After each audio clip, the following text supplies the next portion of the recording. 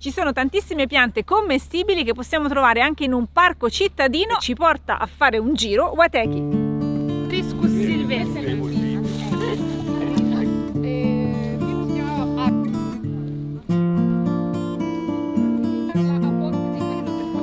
Qua c'è un pochino di Bordeaux. Abbiamo proprio un prato commestibile. Qua abbiamo rosetta basale di borago, di boragine. Quando appena esce, noi non siamo sicuri che se è borago o no, perché non abbiamo ancora occhio. Per voi italiani è molto facile diventare botanici di campo perché nomi latini delle piante sono molto simili a quelli vernacolari italiani, giusto? Tocco è molto importante. Quando mi capita di collaborare con delle persone ceche o quando vengono alle mie passeggiate, mi piacerebbe veramente fare inclusione anche con persone ceche perché possono trasmettere loro conoscenze di tatto, di sentire natura che a noi non è dato proprio. Molto spesso succede così che il nome latino che è fatto da nome e cognome della pianta, no? Pistacchia sarebbe cognome, quale è pistacchia? Lentiscos in questo caso. E spesso in lingua italiana il nome locale o vernacolare è seconda parte del binomio del nome latino della pianta, giusto? In questa passeggiata abbiamo incontrato tantissime piante commestibili, ne approfondiamo 3 che sono particolarmente buone: la romice, il farinello e il centocchio. Chi conosce questa pianta alzate una mano? Sì, uno. Vedete, non tanti conoscono, ma questa era una pianta con quale tutti si cibavano, anche non in Eucaristia, perché si chiama centocchio, erba pulcinella, al cuore, cuoriforme.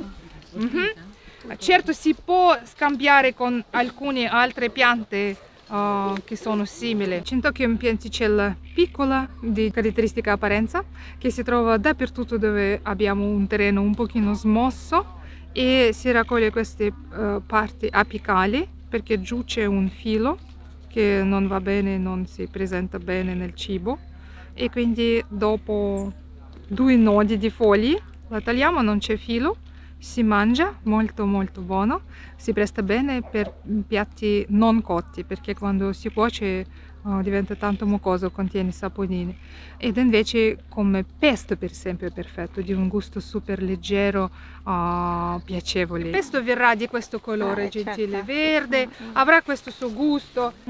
Comunque bisogna introdurre piano piano quello a cui siamo abituati. Io non dico che bisogna cominciare subito a mangiare solo selvatico, no, ci siamo un po' disabituati, ma dobbiamo riabituarsi che farà molto bene. Buono. Nei parchi di Roma si conservano proprio delle nicchie dove è possibile reperire delle piante ormai rare che si sono proprio conservate perché l'ambiente non è stato troppo contaminato dal lavoro dell'uomo. Guardate questi qua, questo frutto, sì. Io non ricordo quantità, ma io ricordo una volta ho contato per grammi, dose mortali, bla bla. Pochi semi servono all'interno di questa capsula, tra l'altro, che in passato tenevano donne con se stessi per avvelenarsi in casi di necessità.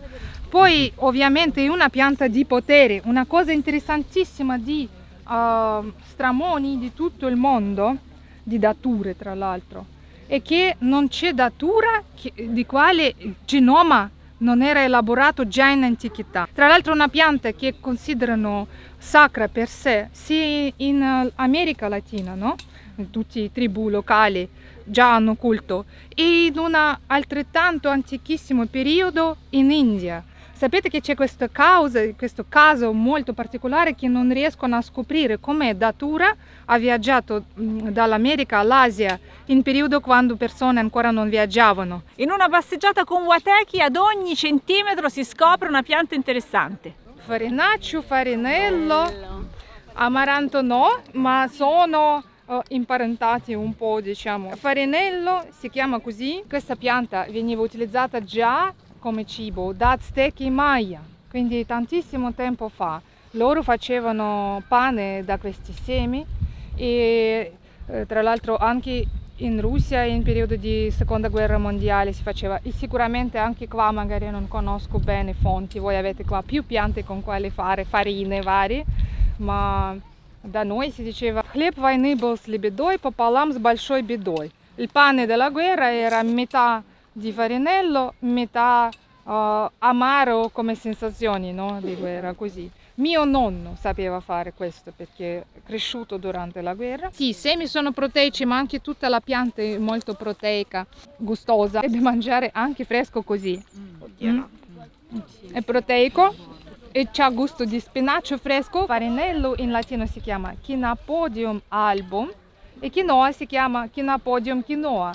Sono di stessa famiglia, sono due sorelle. Una pianta sì, che conoscevano esseri umani già millenni fa. Aztechi e Inca facevano pane dalla farina sua, però non è per questo che si chiama farinello, perché fogli in alcuni periodi dell'anno, quando fa caldo soprattutto, presentano questa farina sulla lamina interiore. E fogli sono commestibili, l'intera pianta è commestibile, molto gustosa, ed è imparentata con spinaci e tra l'altro anche con quinoa, questa costosissima pianta che adesso va molto di moda e, come spesso dico, anche là in America dove la crescono non riescono a mangiarla perché viene tutta esportata. Basta raccogliere queste infiorescenze che sono quasi semi, quindi abbiamo sia fiori presenti sia sementi, che se le muoviamo così escono pure semi. Tutta questa pappetta, questa caviale, come io dico spesso, si può sbollentare qualche minuto proprio sul vapore o in pochissima acqua sulla padella e poi procedere con questa materia proteica e gustosissima che sa pure di spinacio in qualsiasi modo, sia mettendoli in lasagne, sia in pizze chiuse, sia nella pasta. Foglie pure sono commestibili cotte. Tra l'altro questa pianta si presenta in qualsiasi periodo dell'anno, ma in questo periodo è forse più gustosa e più facile da trovare. Pensiamo alla primavera come il periodo migliore per le erbe spontanee. Invece cosa succede per esempio a novembre e dicembre? Troviamo qualcosa da mangiare? Assolutamente, tra l'altro con il clima che abbiamo qua in Italia, super mito, in questo anno particolare, abbiamo sempre qualcosa di che cibarsi nella natura. Magari unici momenti dell'anno è quando c'è gelo, altrimenti o siccità d'estate. Invece uno non ci pensa, ma a dicembre si trovano più erbe da mangiare che a luglio, per esempio, a metà d'estate. Guarda quanta roba c'è! Questo periodo è caratterizzato dal fatto che le erbe vanno in secondo ciclo. Quelle che hanno già seminato, fruttificato, ricominciano, si ributtano. Adesso troviamo quasi stesse cose che troviamo a maggio. Spesso piante quando fioriscono non sono più commestibili perché buttano all'interno di loro diversi costituenti che non sono buoni per noi. E no, anche fioritura si può mangiare di ortica. Quindi, sì? Mhm. No, perché in giardino Quindi c'era tanto. ortica si può fare in qualsiasi periodo dell'anno, si mangia, anche insieme con semi. A parte che queste infiorescenze quasi seminanti si possono anche friggere e avranno gusto di canapa. Sapete questi semi di canapa decorticati? E questo stesso acido formico che producono formiche produce anche questa pianta. Quindi prima lei fa come una piccola puntina con questi suoi cilindretti aghi, poi ago si rompe, da là esce acido. Mamma mia quanta protezione! Se dovete sostituire spinaci con qualcosa di selvatico per migliorare la vostra salute, il vostro microbioma, il vostro intestino, andate con farinello o con lei, con lui in realtà. Chi conosce questa pianta? Bravo, bravo, sì, sì. Ok, romice o rumix. Questo è Rumix pulcher. Questo tipo di Rumix che è molto diffuso a Roma e in dintorni, pulcher, fa proprio come ragazza pulcra, come chitarra, e in questo modo si aiuta a noi a riconoscerlo. Romice è una pianta che è rappresentata di tantissime specie. Rumix è il genere, no? E ogni ecosistema ha il suo romice. Questo qua che si trova spesso in parchi di Roma, in dintorni qua, che si trova spesso in parchi, in zone calpestate, è Rumix pulcher, ed è molto facile da riconoscere anche per principianti perché ha questa forma della chitarra, ovvero di ragazza pulcra, e da questo viene il suo nome, Rumix pulcher. Molto facile. Quando si cucina si sfoglia in questo modo la foglia perché il picciolo ha tempo di cottura diverso e si buttano queste parti velocemente, una sbollentata, diventa di colore scuro, quasi marrone, perché si precipita ferro che si vede su questi puntini rossi, sono ossidazioni di ferro. Gustosissima, io la metterei come prima categoria, consiglio a tutti come sostituto di spinaci. Questa? Sempre Rumice. Sempre Romix, bravi. Questa?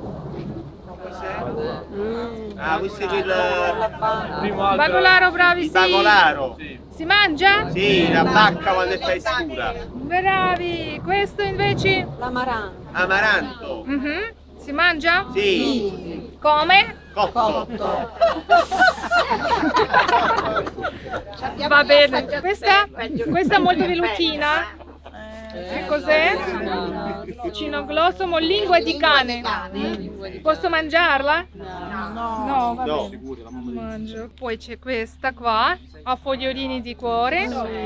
Centocchio. Bravi. Ma qual è il nome scientifico del centocchio? Stellaria varie specie. Neglecta, media. Wateki, grazie di questa passeggiata, sempre informazioni preziosissime. Se avete voglia di fare un'esperienza dal vivo andate a seguire i corsi di Wateki, fate delle passeggiate fantastiche, vi lasciamo i link. E noi adesso andiamo a raccogliere, vero, per Sì. noi. Ciao! Ciao!